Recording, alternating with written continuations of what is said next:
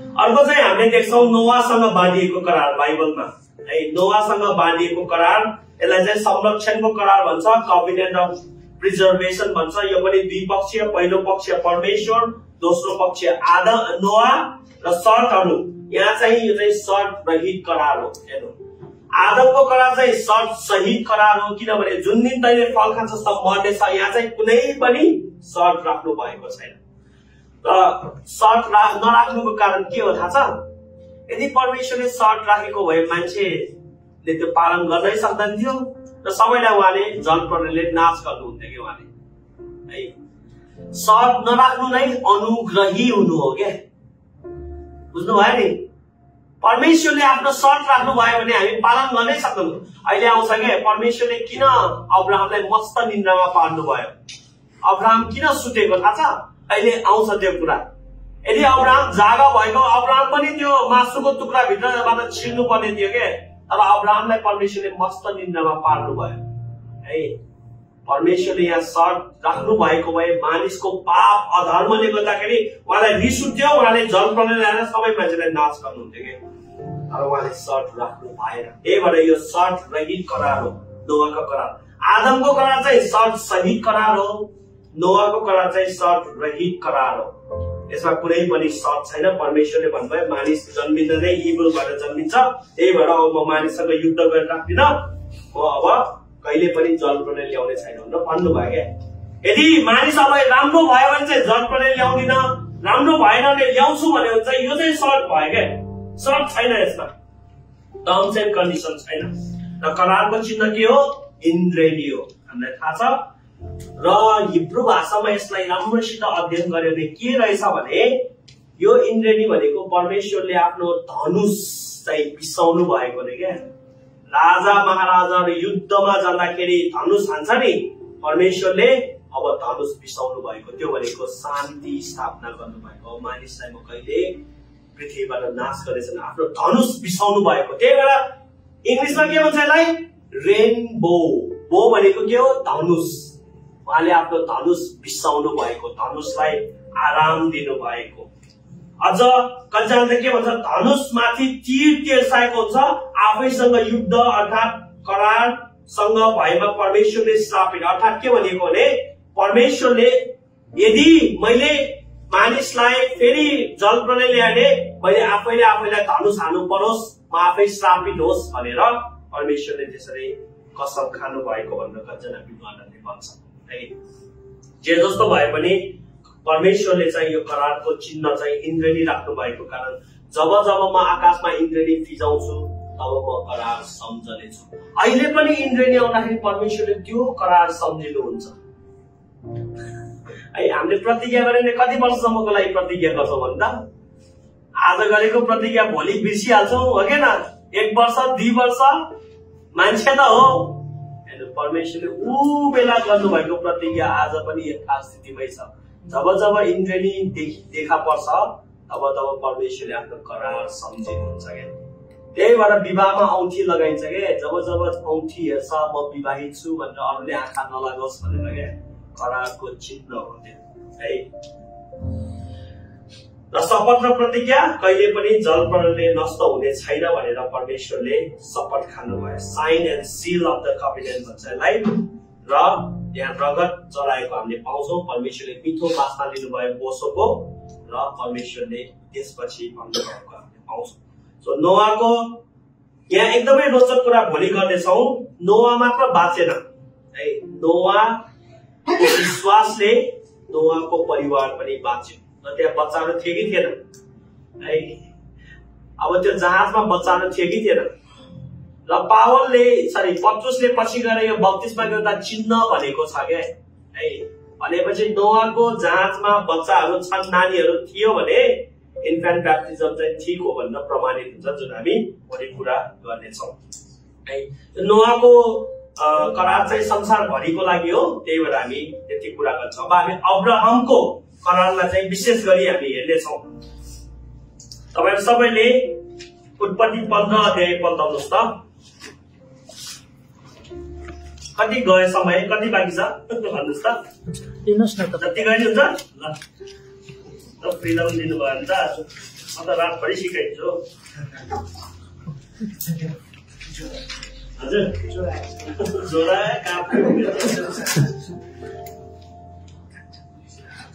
ल अब्राहमसँग बाँडिएको करार यसलाई चाहिँ कभेनेन्ट अफ रिडेम्पसन पनि भन्छ है। यो चाहिँ उद्धारको करार हो।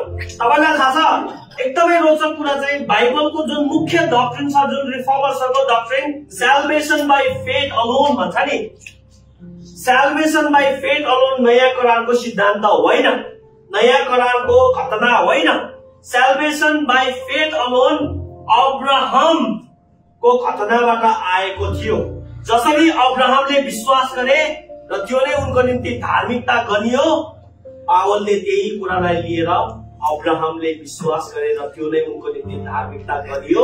त्यसरी नै हामीले परमेश्वरको प्रतिज्ञामा विश्वास गर्यौं भने हाम्रो निम्ति पनि त्यो धार्मिकता हुन्छ भनेर पावलले भनेको कुरा पाउँछौं।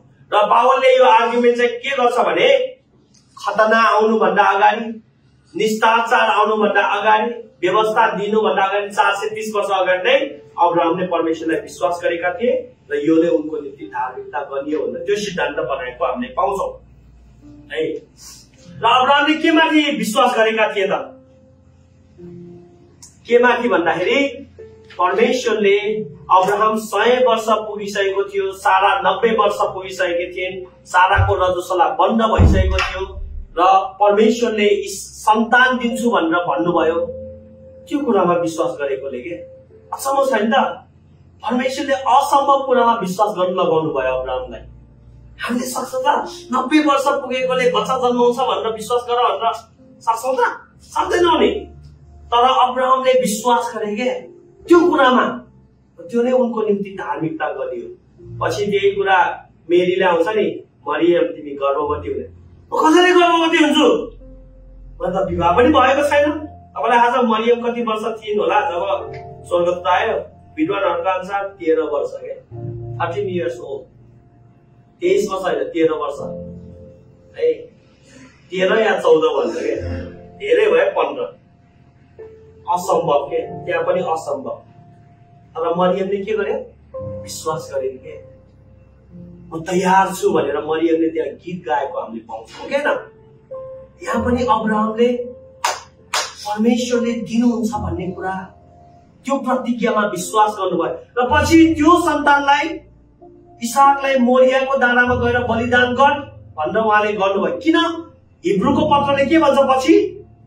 परमेश्वरले अब इसाकद्वारा सन्तान खडा गर्छु भनेर प्रतिज्ञा गर्नुभयो। यदि इसाकलाई मैले मार्नु परे तापनि परमेश्वरले फेरि बिउताउनुहुन्छ भन्ने अब्राहमको दृढ विश्वास थियो के।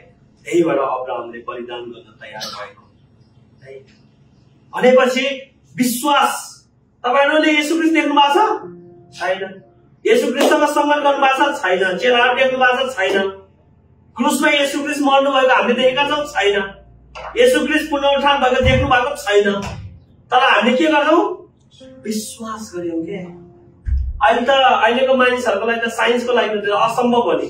हो मान्छे कहिले मरेको त्यसको रगतले हाम्रो पाप क्षमा हुन्छ, त्यो पुनरुत्थान भएर हामी के भयो? ननसेन्स के एक हिसाबले। पावलले भन्छ नि हामी त मूर्ख जस्तै हो के एक हिसाबले। तर हेर्नु त हामीले विश्वास गर्यौं के। र येशू ख्रीष्टले के भन्नुभयो? तिमीले त मलाई देखेर विश्वास गर्यौ, थोमालाई हो के न।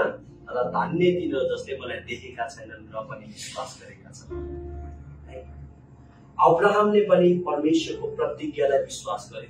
कुन प्रतिज्ञा थियो? तेरो सन्तान आकाशका ताराहरू जस्तै हुनेछन् र तेरो सन्तान बालुवाका कणहरू जस्तै हुनेछन्। अब्राहम तँलाई मैले सन्तान दिन्छु भन्ने कुरामा विश्वास गर्छ कि गर्दैन? अब्राहमले भने म गर्छु र परमेश्वरले के भन्नुभयो? त्यो नै तेरो धार्मिकता हो, त्यो नै तेरो स्वर्ग जाने एकमात्र आधार हो भनेर परमेश्वरले भन्नुभयो है। अब यहाँ यसलाई अनुग्रहको करार पनि भन्छ, कभेनेन्ट अफ ग्रेस। र यहाँ एकदमै रोचक के छ भने तपाईहरुले अब यो थाहा छ हैन, नपढौं समयलाई जोगाऊ। यहाँ परमेश्वरले दिपदमा हैन, त्यसपछि दर्शनमा अब्राहमले र अब्राहम नाम पनि भन्छ। अब्राहमका परमप्रभुको यो वचन आयो, अब्राहम त नडरा, तेरो ढाल म नै हुँ र तेरो इनाम अत्यन्त ठूलो हुनेछ। तर अब्राहमले भने हे परमप्रभु परमेश्वर, तपाईले मलाई के दिनुहुन्छ त? अब्राहमले एउटै कुरा मागेको के, मलाई धन सम्पत्ति चाहिँदैन प्रभु, मलाई केही छैन, मलाई एउटा छोरा दिनुहोस्। त्यो नै अब्राहमको अन्तिम इच्छा थियो क्या मर्नुभन्दा अगाडि है। अनि परमेश्वर अब्राहमले माग्ने तरिका के मलाई के दिन्छ, किनभने म सन्तानविहीनै छु, मेरो घरको उत्तराधिकारी दमस्कसको एलिएजर हुनेछ। फेरि अब्राहमले भने हेर्नुहोस् तपाईँले मलाई सन्तान दिनु भएन र मेरो घरमा जन्मेको दास नै मेरो उत्तराधिकारी हुनेछ। अब परमप्रभुको यो वचन फेरि चिन्कायो, यो मानिस चाहिँ तेरो उत्तराधिकारी हुने छैन, तर जो तेरो आफ्नै छोरा हुन्छ त्यही नै तेरो उत्तराधिकारी हुन्छ है। उहाँले तिनलाई बाहिर लगेर भन्नुभयो आकाशतिर हेरेर तारा गर्न सक्छस् कि सक्दैनस् भनी हेर। उहाँले तिनलाई भन्नुभयो तेरो सन्तानहरू पनि त्यस्तै हुनेछ। ल हेर त 100 वर्ष पुगेको मान्छेलाई त्यत्रो सन्तान हुन्छ भन्दाखेरि हैन गाह्रो हुन्छ नि विश्वास गर्न। अनि तिनले परमप्रभुमाथि विश्वास गरे के, यो कुरामाथि विश्वास गरे के है, परमेश्वरको प्रतिज्ञा र प्रबन्धमाथि विश्वास गरे। प्रतिज्ञा र प्रबन्धमाथि परमेश्वरले संसारलाई यस्तो प्रेम गर्नुभयो, आफ्नो एकमात्र पुत्र दिनुभयो, उहाँमाथि विश्वास गर्ने। हामीले के विश्वास गर्यौं? परमेश्वरको प्रबन्ध र परमेश्वरको प्रतिज्ञा दुवैको हुनुहुन्छ येशू ख्रीष्ट है। र येशू ख्रीष्टले अब्राहमको सन्तान, तेरो सन्तानद्वारा पृथ्वीका सबै जातिले आशिष पाउनेछ है। प्रबन्ध र प्रतिज्ञामाथि विश्वास गरे अब्राहमले र त्यो नै उनको निम्ति धार्मिकता गरियो। काम बिना नै धार्मिकता है। तर यो धार्मिकता त्यतिकै आउँदैन। अब यहाँ मासुका टुक्राहरू आउँछ, ओ येशू ख्रीष्ट आउनुपर्छ, येशू ख्रीष्ट बिना कोही पनि धार्मिक ठहर्न सक्दैन। अब हेर्नु है, पुरानो करारमा येशू ख्रीष्ट छैन, कसरी धार्मिक ठहर्यो भनेर तपाईले सोच्नु होला। पुरानो करारका मानिसहरूले परमेश्वरले दिनुहुने प्रतिज्ञामा विश्वास गरेका थिए। नयाँ करारका मानिसहरूले परमेश्वरले जुटाउनु भएको प्रतिज्ञामा विश्वास गरेका थिए है।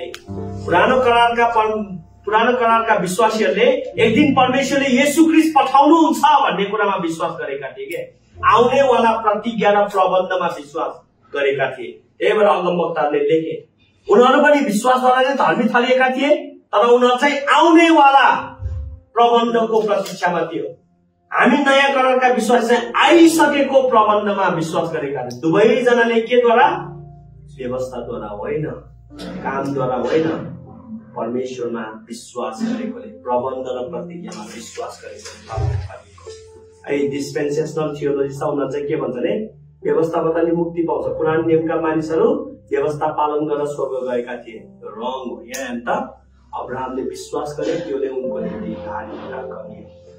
बुझ्नु भयो नि, पुरानो करारका मानिसहरूले परमेश्वरले प्रबन्ध गर्नुहुन्छ एक दिन भन्ने कुराको विश्वास गरे, हामी चाहिँ प्रबन्ध गरिसकेको कुरामा विश्वास गर्छौं। दुवैले एउटै परमेश्वरको प्रबन्ध र प्रतिज्ञामा विश्वास गरेर धार्मिक ठहरिन्छौं।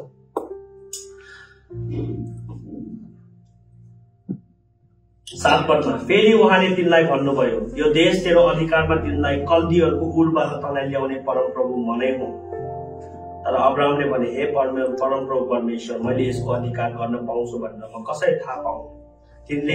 उहाँले तिनलाई भने, मेरो निम्ति 3 वर्षको एउटा कोरेली, 3 वर्षको एउटा बाख्रा, 3 वर्षको एउटा भेडा, एउटा टुकुर, एउटा परेवाको बच्चा दिए। यहाँ अचम्म छैन त? यहाँ के भनिएको छ भने, प्रभु मैले यो देश कसरी उपभोग गर्न पाउँछु भन्दाखेरि परमेश्वरले यो ले भन्नुभयो क्या है। अचम्मको कुरा के यो चाहिँ के हो भने, अब्राहमले विश्वास गर्न गाह्रो भएकोले परमेश्वरले ल म तसँग शपथ खान्छु, बाचा बाँड्छु, हामी बाचा बाँडौँ बलिदानले है। यो चाहिँ के हो भने, अब यहाँ सिक्किममा हुन्छ कि हुँदैन, यो के भन्छ, छोरी माग्न जाँदाखेरि सौगात लिएर जान्छ नि। हाम्रो लिम्बूहरूको छ, सुब्बाहरूको त झन् धेरै हुन्छ न, त्यो के रक्सी के लिएर जान्छ नि, होइन त्यो लिएर जान्छ क्या। अनि के भयो है, आजदेखि यो पक्का भयो, तपाईँले भोलि फेर्न पाउनुहुन्न नि भनेर भन्छ है, भन्दैन, सगुन भन्छ कि त्यसलाई चाहिँ। अब तपाईँको चाहिँ के भन्छ, त्यो लिएर गएपछि चाहिँ छोरी दिने पक्का भयो। भोलि गएर त्यो छोरी कतै पहिलो गयो या अन्तै बिहे गर्यो भने त त्यहाँ त कातामार हुन्छ है। हो, यहाँ चाहिँ परमेश्वरले आफूले बोलेर मात्र होइन क्या, तर त्यसलाई पक्का गर्नको लागि, आफ्नो बोलीलाई पक्का गर्नको लागि वादा किया तो निभाना परेगा हुन्छ नि, त्यो वादालाई निभाउनको लागि जुन रिचुअल छ त्यो बेला चाहिँ अब्राहमको समयमा सुजरियन कभिनेन्ट भन्थे के है। सुजरियन कभिनेन्टमा चाहिँ दुई पक्ष हुनुपर्छ र उनीहरूले बलिदान, यो चाहिँ विशेष गरी राजाहरूको बीचमा बाँडिन्थ्यो। दुईजना राजाहरू आउँथ्यो र उनीहरूले बलिदान गर्थ्यो र मासुको टुक्राहरू राख्थ्यो र त्यहाँबाट भित्र छिर्नु पर्थ्यो त्यो टुक्राहरूबाट र शपथ खानु पर्थ्यो हात उठाएर, म यो करार पालन गर्नेछु, यो करारको शर्तहरू पालन गर्नेछु, यदि मैले यो करारको शर्तहरू पालन गरेन भने यो जनावर जसरी काटिएको छ मलाई पनि काटियोस् भनेर त्यसरी कसम खानु पर्थ्यो के। परमेश्वरले नि यहाँ अब्राहमले प्रश्न सोध्नु भयो नि, मैले यो देशको उपभोग कसरी गर्न पाउँछु भन्दाखेरि परमेश्वरले ल आइज तर म करार बानौ, म तँलाई करार दिएर नै बाचा पक्का गर्छु भनेर यहाँ परमेश्वरले 3 वर्षको कोरेली 3 वर्षको बच्चालाई लिए भन्नुभयो है। 10 पदमा तिनले ती सबै उहाँका ल्याएर माझमा हेर्दा 2 दिन फ्याक पारेर आम्ने सामने राखिदिए, तर पन्छीहरू चाहिँ तिनले 2 दिन फ्याक पारेन। अनि चिल र गिद्ध ती मरेका पशु पक्षीहरूमाथि छम्कँदा अब्राहमले तिनलाई तपाए। सूर्य अस्ताउँदा अब्राहम मस्त निन्द्रामा परे। एकदमै रोचक कुरा के छ भने निष्ठाचारको थुमा पनि सूर्य अस्ताउँदाखेरि चलाउँथे के है। गोधुलीमा सूर्य अस्ताउँदा अब्राहम मस्त निन्द्रामा परे अनि डरलाग्दो र घोर अन्धकारले तिनलाई छोप्यो। तब परमप्रभुले अब्राहमलाई भन्नुभयो, यो निश्चय जान्दा कि तेरा सन्तानहरू कुनै एउटा देशमा प्रवासी भएर बस्नेछ जुन देश तिनीहरूको होइन, र त्यस देशका मानिसहरूका कमानीले 400 वर्षमा तिनीहरू खिचो निन्द्रा पर्नेछ। तर तिनीहरू जुन जातिका दास बन्नेछन् उनीहरूको पनि म हिसाब गर्छु र पछिबाट तिनीहरू धेरै धन सम्पत्ति लिएर निस्किआउनेछन्। त चाहिँ आफ्ना पितृहरूसँग शान्तिसित जानेछस्, तेरो बुढो बुढेसकालमा त गाड्नेछस्। चौथो पुस्तामा तेरो सन्तानहरू फेरि यहाँ आउनेछन्, किनकि एमोरीहरूको अधर्म अहिलेसम्म पूरा भएको छैन। सूर्य अस्ताएपछि जब अँध्यारो भयो तब मासुका टुक्राहरूका बीचबाट धुवाँ आइरहेको आगोको एउटा मक्कल र बलिरहेको एउटा राखको छिरी गयो। त्यसैले परमप्रभुले अब्राहमसित यसो भनेर करार काट्नु भयो के, हिब्रूमा बाँध्नु भयो है, करार काट्नु भयो। तेरो सन्तानहरूलाई मिश्र देशको नदीदेखि महानदी युफ्रेटिसको यो देश मैले दिएको छु। केनी, कनजी, कर्मोली, हित्ती, परजी, रपाई, एमोरी, कनानी, गिर्गिसी र याबुसीहरूको देशहरू दिएको छु। यहाँ प्रतिज्ञा दिनुभयो। द्विपक्षीय छ अब्राहम र परमेश्वर। करारको चिन्ह के हो? खतना। हामीलाई एकदमै राम्रोसित थाहा छ। र यहाँ करारको शपथ छ है, र यो करारमा शर्त छैन है। शर्त राख्नु भएको भए अब्राहम पनि त्यो मासुको भित्र छिर्नु पर्थ्यो कि, तर अब्राहम मस्त निन्द्रामा पर्यो। र घोर अन्धकार किन आएको थाहा छ? किनभने परमेश्वरको अनुहार हेरेर कोही पनि जीवित रहन सक्दैन। त्यही भएर सिधै पर्वतमा पनि अन्धकार थियो। परमेश्वरले आफ्नो महिमा छोप्नु भएको क्या। यदि अब्राहम त्यहाँ नसुतेको भए अब्राहम थरै मर्थ्यो क्या। किन थाहा छ?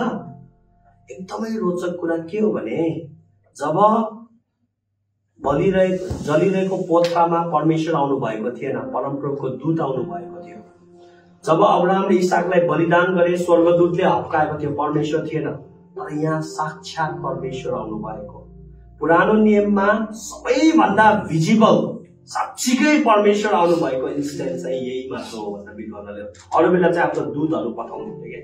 साक्षात परमेश्वर आउनु भएको, किनभने करार बाँड्दाखेरि दूतहरू पठाएर त हुँदैन नि, स्वयं राजा आउनु पर्थ्यो क्या। त्यही भएर अब्राहमलाई परमेश्वरले सुताउनु भयो क्या। जसरी आदमलाई सुताउनु भयो नि, हब्बा बनाउँदाखेरि मस्त निन्द्रामा पर्नु भयो नि, अब्राहमलाई पनि सुताउनु भयो। र परमेश्वर मात्र त्यो टुक्राहरूबाट छिर्नु भयो क्या। र उहाँले मात्र कसम खानु भयो, हेर्नुहोस् तेरो सन्तानहरूलाई म आशिष दिनेछु।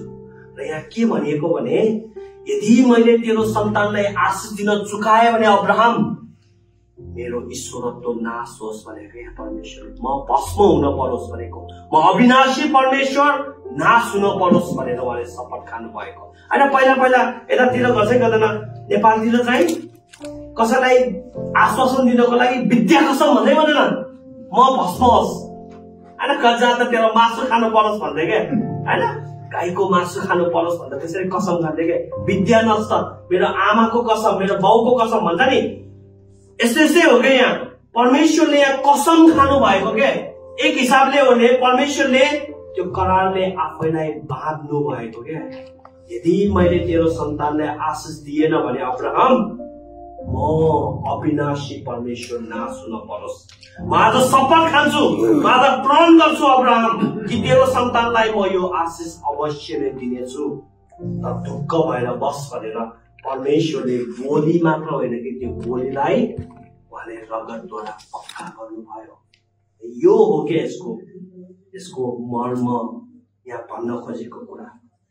र एकदमै इन्ट्रेस्टिङ कुरा चाहिँ के हो भने जब परमेश्वर त्यो मासुको बीचबाट छिर्नु भयो नि, अभियसली यहाँ कतिवटा 3 वर्षको एउटा कोरेली, 3 वर्षको एउटा बाख्रा, 3 वर्षको एउटा भेडा, अरू त फ्याक पारेन हैन। यहाँ 3वटा जनावर मारिएको थियो र 2 फ्याक बिचमा चिरेर यसरी राखिदिएको थियो। त्यहाँ पक्कै पनि रगत ताम्य भएको थियो के, रगत बगिरहेको थियो। र परमेश्वर जब त्यो मासुको बीचबाट छिर्नु भयो उहाँले के देख्नुभयो? रगत देख्नुभयो के। त्यो रगतले के गर्यो भने करार पक्का गर्यो के। रगत नबगाइकन पापको क्षमा हुँदैन, रगत नबगाइकन करार पक्का हुँदैन, रगतले मात्र करार पक्का गर्ने। परमेश्वर छिर्नु हुँदाखेरि रगत देख्नुभयो उहाँले र अब्राहमको सन्तानको निम्ति उहाँले आशिष सुनिश्चित गर्नुभयो। अब यो रगत बग्नु एकदमै इन्ट्रेस्टिङ छ प्रियहरू, हेर्नु है। यो रगत जब उहाँ छिर्नुभयो त्यो रगत बगिरहेको थियो एक्ज्याक्टली जब 8औं दिनमा यो खतना करारको चिन्ह खतनामा के हुन्थ्यो? रगत बग्थ्यो क्या। खतना पनि योसँग एकदमै रिलेटेड छ। त्यही खतना बप्तिस्मा भएको छ। भोलि म बताइन्छु येशू ख्रीष्टले आफ्नो मृत्युलाई खतना भन्नुभयो। बप्तिस्मा पनि भन्नुभयो, खतना पनि भन्नुभयो है। र एकदमै रोचक कुरा के छ भने जब परमेश्वरले मोसालाई मार्न लाग्नु भएको थियो नि, हो क्या न, अहिले जलरेको कोठाबाट आउँदाखेरि मोसा, मरियम र गेर्सेम, मोसाको छोरा हिँड्दै आउँछ। परमेश्वरले मोसालाई मार्न चाहनुभयो। किन मार्न चाहनुभएको थाहा छ? किनभने मोसाले अन्य जाति केटी विवाह गरेर आफ्नो छोरालाई यो करारको चिन्ह हालेका थिएन कि खतना गरेका थिएन। खतना नगर्ने बहिष्कार परमेश्वरको समाजबाट बहिष्कार हुन्छ, परमेश्वरको न्याय दण्डित छ। त्यही भएर परमेश्वर रिसाउनु भयो, मोसालाई झन्डै मारेको हो कि न। तर मिरियमले के गरिन्छ? सरी, मोसाको श्रीमतीले सिपोराले के गरिन्छ? खतना गरिन्छ के आफ्नो छोराको। र के भन्छ? तपाईँ मेरो रगतको दुलाहा हुन्छ। के देखाइन्छ? रगत देखाइन्छ के। परमेश्वर आफ्नो क्रोधबाट शान्त हुनुहुन्छ कि रगत देखाएपछि, हो कि न। र मोसालाई छोडिदिनुहुन्छ कि उहाँले। हेर्नुहोस्, त्यो मासुको भित्र छिर्दाखेरि उहाँले रगत देख्नुभयो, खतनामा रगत देख्नुभयो र अर्को निस्तार चाडमा, होइन। जब मृत्युको दूत त्यहाँबाट जाँदै थियो, जुन घरमा रगत देखियो त्यो घरमा मृत्युको दूत पसेन, त्यहाँ मृत्यु आएन। र जुन दैलोमा रगत छापिएको थिएन त्यहाँ मृत्यु आयो। हेर्नु, रगतले बचायो भनेपछि हिब्रूको लेखकले के भन्छ? हामी येशू ख्रीष्टको रगतको छिटकाउ परेका मानिसहरू हौ। हामीमा येशू ख्रीष्टको रगत छ। र हिब्रू प्रकाशको पुस्तकले के भन्छ? त्यो शैतानलाई केले विजय गर्यो? थुमाको रगतले। धन्य तिनीहरू जसले आफ्नो वस्त्र थुमाको रगतमा धुन्छन्, थुमाको रगतमा चोपल्छन्। हेर्नु प्रियहरू, क्रिस्चियन सुसमाचार भनेको येशू ख्रीष्टको रगत हो। येशू ख्रीष्टको रगत। त्यही भएर पावलले भन्छ ख्रीष्ट र उहाँ क्रुसमा टाँगिएको सत्यता बाहेक अरू कुरा मबाट पढाइरहोस्। The glory and the beauty of Christian gospel is the blood of Christ. And the blood of Christ is the foundation of our salvation. येशू ख्रीष्टको रगतले मात्रै शैतानलाई पराजित गर्न सक्छ। र परमेश्वरले त्यो रगत अब्राहमसँग करार बाँध्नु हुँदाखेरि देख्नु भएको थियो। र अब्राहमको सन्तानलाई उहाँले छोडिदिनु भएको थियो। त्यही भएर उहाँले कहिले पनि इजरायललाई नाश गर्नु भएन, किनभने उहाँले बचाइराख्नु भयो, किनभने अब्राहमको सन्तान थियो तिनीहरू है। र पछि गएर यो करार चाहिँ कहाँ पुरा भयो भन्दाखेरि क्रुसमा पुरा भयो। येशू ख्रीष्ट हाम्रो खातिर उहाँलाई किल्ला ठोकियो, काँडाको मुकुट लगाइयो। एक हिसाबले भन्ने हो भने उहाँलाई दुई फ्याक बनायो क्रुसमा। परमेश्वर त्यहाँ छिर्नु भयो। परमेश्वरले हाम्रो क्रोध, हाम्रो जसरी इजरायलीहरू अब्राहम र अब्राहमको सन्तानको खातिर को मर्यो? जनावर मर्यो 3 वर्षको, होइन? 3 वर्षको कोरेली, 3 वर्षको बाख्रा, 3 वर्षको पुरानो नियमको बलिदानहरू। जसरी सत्तामा, जसरी इसाकको सत्तामा को चलाइयो? थुमा चलाइयो नि, होइन? मानिसको सत्तामा जनावर चलायो नि पुरानो नियममा जति पनि हो, परमेश्वरको थुमा चलाइयो। किन? परमेश्वर छिर्नु भयो क्रुसबाट र उहाँले के देख्नु भयो? येशू ख्रीष्टको रगत देख्नु भयो।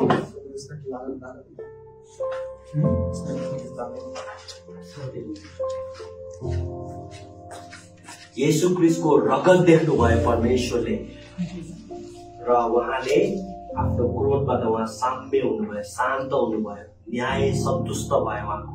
र उहाँले येशू ख्रीष्ट र येशू ख्रीष्टको दुलहीलाई छोडिदिनु भयो, येशू ख्रीष्टको भाइ बहिनीलाई छोडिदिनु भयो। जसरी त्यो मासुको भित्र छिर्दाखेरि, मासुबाट छिर्दै गर्दाखेरि अब्राहम र अब्राहमको सन्तानलाई परमेश्वरले छोड्नु भयो, त्यसरी नै क्रुसबाट छिर्नु हुँदाखेरि उहाँले हामीलाई छोडिदिनु भयो। उहाँले हामीलाई हाम्रो अधर्मबाट छोडिदिनु भयो है। यसरी परमेश्वरले येशू ख्रीष्टमा हाम्रो पापको उचित बदला लिनुभयो। त्यही भएर उहाँलाई हाम्रो साथमा पाप बनाइनु भयो ताकि हामी परमेश्वरको धार्मिकता गर्न सकौं भनेर है। र यसरी यो उत्पत्ति 15 अध्याय एकदमै यो क्रुससँग सम्बन्धित भएको हामीले पाउँछौं। र उत्पत्ति 22 अध्यायमा हामीले पाउँछौं कि तेरो सन्तानद्वारा पृथ्वीका सबै जातिले आशिष पाउनेछ। र अब्राहमको आशिष हामीमा कसरी आइपुग्यो? किनभने येशू ख्रीष्ट अब्राहमको सन्तान थियो र त्यो आशिष चाहिँ अन्य जातिमा आइपुग्यो। त्यही भएर येशू ख्रीष्टको रगतको छिटकाउ परेका हामी भएकोले अन्तको दिनमा तपाई र म राम्रो र गतिलो भएकोले होइन है, येशू ख्रीष्टको रगतमा हामीले आफ्नो वस्त्र धोएको कारणले हामी बचाइनेछौँ। अन्तको दिनमा कि त हामीले येशू ख्रीष्टको रगतको चिन्ह लगाउँछौँ कि त एन्टी क्राइस्ट 666 को चिन्ह लगाउँछौँ के। दुई ग्रुपमा चल्छ। येशू ख्रीष्टको रगतको छिटकाउ परेकाहरूको उद्धार हुन्छ, त्यहाँ मृत्यु आउँदैन, परमेश्वरको न्याय आउँदैन, किनभने त्यो निष्ठाचारले त्यही देखाउँछ के। इजरायलीहरू राम्रो भएकोले होइन। यदि इजरायलीहरू घरबाट बाहिर आएको भए त्यहाँ पनि उनीहरू पनि मर्थ्यो। यदि उनीहरूले दैलोमा रगत नछर्केको भए त्यहाँ पनि मृत्यु आउँथ्यो है। केवल उनीहरू के गर्न बाँच्यो? थुमा उनीहरूको सत्तामा मरेको कारणले। त्यसैले हामी पनि राम्रो गतिलो भएकोले होइन, तर हामीले येशू ख्रीष्टमा विश्वास गरेकोले, येशू ख्रीष्टको छिटकाउ परेको रगतको छिटकाउ परेकोले हामीमा मृत्यु न्याय आउँदैन। तर जोसँग येशू ख्रीष्टको रगतको छिटकाउ छैन, जोसँग चिन्ह छैन, त्यो चाहिँ शैतानको चिन्ह हुनेछ तिनीहरूसँग, र तिनीहरू चाहिँ न्यायमा पर्नेछ र तिनीहरूमाथि मृत्यु, दोस्रो मृत्यु भन्छ न्याय, परमेश्वरको क्रोध र अनन्त नरकमा तिनीहरू जानेछ। त्यही भएर यो कुराले एकदमै देखाउँछ र हामी अब्राहमका सन्तान हो है। यहाँ चाहिँ करार कोसँग बाँडिएको? अब्राहम र अब्राहमको सन्तानको लागि। र येशू ख्रीष्ट आएपछि हामी पनि अब्राहमका सन्तान भयौं। त्यही भएर यो करार हाम्रो निम्ति पनि थियो र येशू ख्रीष्टले यो करारलाई के भन्नुभयो? पछि गएर यो करारलाई पूरा गर्नुभयो उहाँले र भन्नुभयो यो कचौरा ल्याऊ, यो मेरो रगतमा भएको नयाँ करार भनेपछि येशू ख्रीष्ट चाहिँ त्यो थुमा हुनुहुन्छ जसले करारलाई पूरा गर्दछ।